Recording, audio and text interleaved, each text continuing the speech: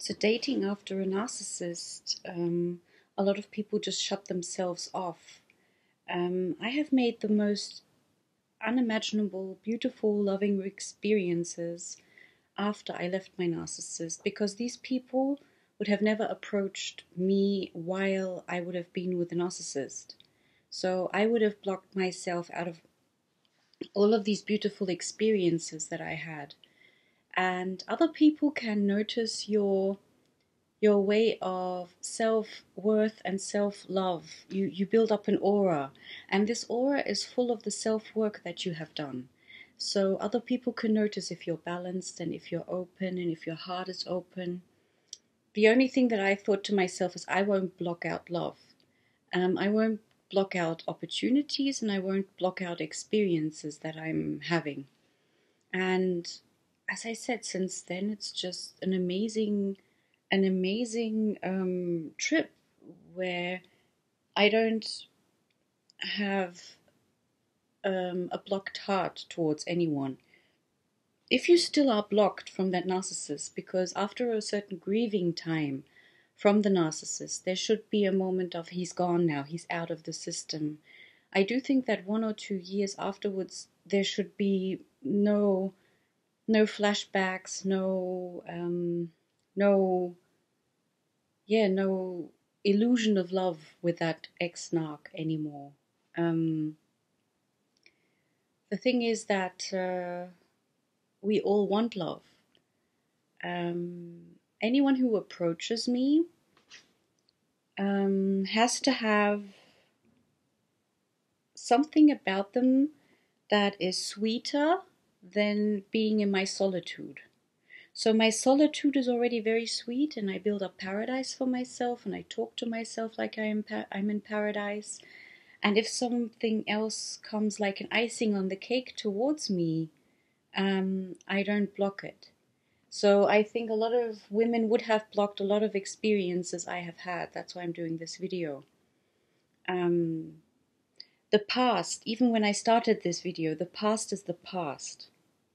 So the narc belongs to your past, and now, the very moment now that we are talking about, everything can open up, light up, be experienced in a light, in an enlightenment kind of state, and always dwelling on why things happen, we have no clue. I can only say that the narc had to come along to really go into the core wound of where my anger came from, my upsetness. I'm glad he came along, because now I could go much deeper into that and really self-heal with it. He did a really good job in coming into my life. But I had to notice and also self-respect myself that much that I had to work on myself. That was the hardest work I've ever done on myself. I know that everyone is going crazy even after the narc. The ones who are still in the narc relationships, also no problem. It's just that you're going to be exhausted for the rest of your life if you stay in these experiences. But we have this fearful state that afterwards no one will love us anymore. That's what the narc tells us. He always told me that I know you so good that no one over the years will know you as good as I do. But the experiences I've had since then are a total different chapter. The most sweetest embraces, the most sweetest little kisses, the most sweetest... It's just very, very sweet. And I think men can sense if you are balanced, and if you have an open heart, and if you are open to these experiences. And I always thought when I left the narc that, there's nothing coming, and I was already good with that. I thought, that's probably it. I don't know why I thought that, but it's like, after that hype and that lifestyle with the narc, I thought, how should that be topped? But it can be topped by authenticism, by loving hearts, loving talk that I have received. amazing people have come my way, really. And that is something I could not foresee. And, we put ourselves too much under pressure. I mean, even in my age, a lot of women put themselves too much under pressure. I'm also good if nothing happens for the rest of my life, because as I said, my solitude is already very sweet. But you will block yourself from those experiences that open you, that heal you, that help you, that dating is not easy in these days, I must say, because everyone has lost the knowledge of courtship. There's not much courtship going on anymore, and commitment, and what I found out a lot of time. When we are a certain age and we have a lot of work to do, we don't really take a lot of time to really discover relationships or another person. That's something I found out. And nothing in love comes when it should, and there's always like a little hidden agenda that doesn't fit. But still, the experiences you will have after leaving the narc is nothing like before, because if you have really self-healed and someone else senses that you have worked on yourself, that I think that is even sexy. I think even in a man, I find that so sexy in women, if they, as soon as they are alone and they don't have a relationship and they really work on themselves, and then they step out of the house, and then they step onto an airport, they step into a new country, and someone approaches you, you don't block them off just because, yeah, you're in a bad mood or you had a bad past or whatever. It is very, very sweet. And my last experience was amazing because my ex-narc wanted to. These little sweet experiences that you will have if you work on yourself are just amazing. I never thought they would come towards me, but the last experience was I went to a place where I really wanted to bury the narc, and it was on the Japanese bridge of the Monet Garden. And I went over it all day. I mean, the garden isn't that huge. It's not like a huge park, but it's really sweetly done. And for me, the Japanese bridge always meant we would get engaged on that one, because that's what the narc always told me. And I went onto that Japanese bridge, and because I am very open with people, I don't block people. A French man comes towards me and just wants to know my name and says that he finds me angelic.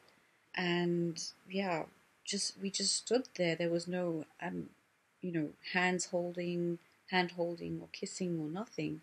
It was just such a sweet moment with all these flowers and dragonflies and butterflies going over our head. And I really did, and I buried the narc on that bridge, because that was always our, we're going to get married there thing.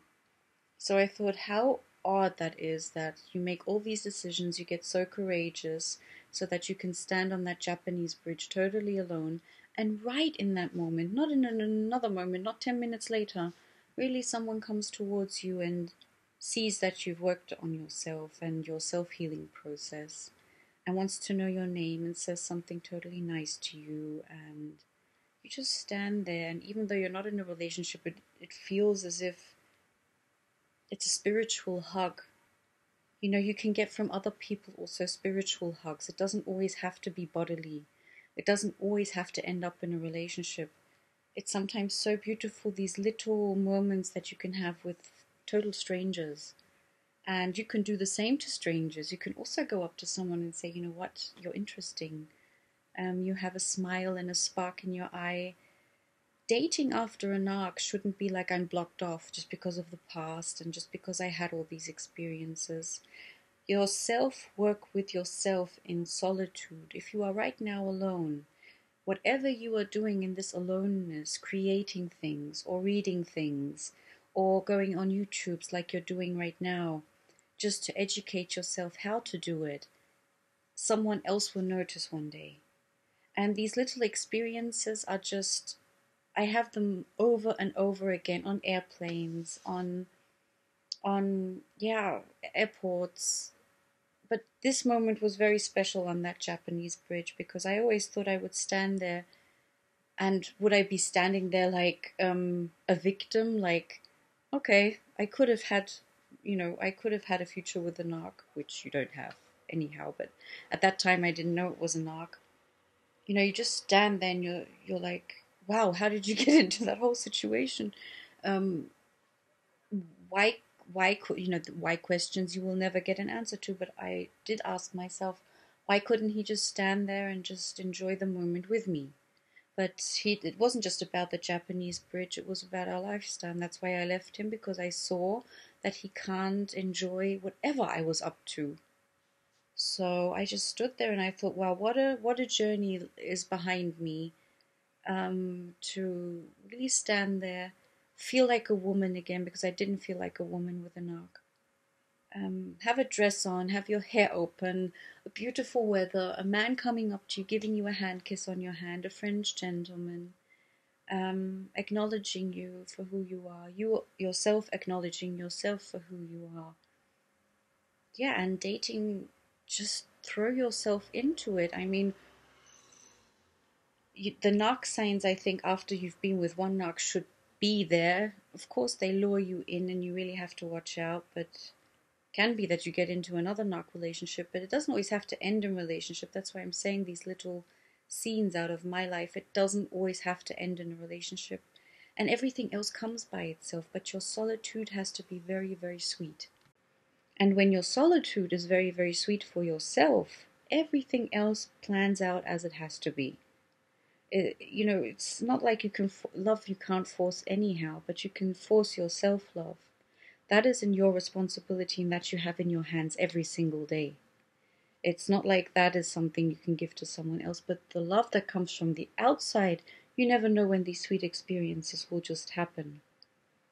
But you have to be prepared for them, because the other one will see how you have worked on yourself. And that's when dating starts to become really interesting, because even if people just vanish, or if you have the time of your life and then afterwards nothing happens, or if you have best friends for your whole life and nothing happens out of that one, you never know. You just never know. But what you know is that wherever you are, you'll just be by yourself in all your life. Even if you have a huge family around you with 6 kids, you will always be with your own emotions by yourself, and they have to be healed. So if there is still a grudge or an anger in you because of the narcissist, you have to go much further to the wound of your parents and just heal the situation. I went back to that scene of being a kid and not heard and not loved. And I thought, but you know what, Romy? You can love yourself. You can love yourself without the expectation. It's also for the others very exhausting to always become your demand. You have to become your demand. If you want to do things, do them. If you want to love yourself. If you want to go somewhere, go there. I'm not dependent if someone else at the moment has time for that. I do it by myself, and those memories right now, they have nothing to do with any partner. They just have to do with me and the place, and they will stay in my heart for as long as I live, as treasures, as pure treasures. And every single moment is a treasure, also without the narc, the more without the narc, because you can open up your own world. It's not dependent anymore on all the blabbering and labbering around you.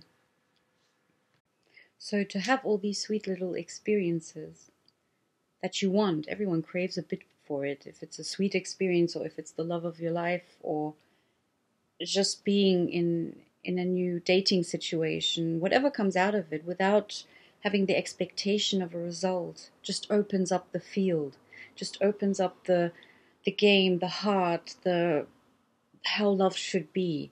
And that is what I'm trying to help you with this video, that you find the strength to self-heal, not just leave the narc and then just be in remorse and be in anger, and also with your parents and everyone who hurt you, but to open up, because there's so many people out there that want to love you, and then you just reciprocate it, and then you start loving.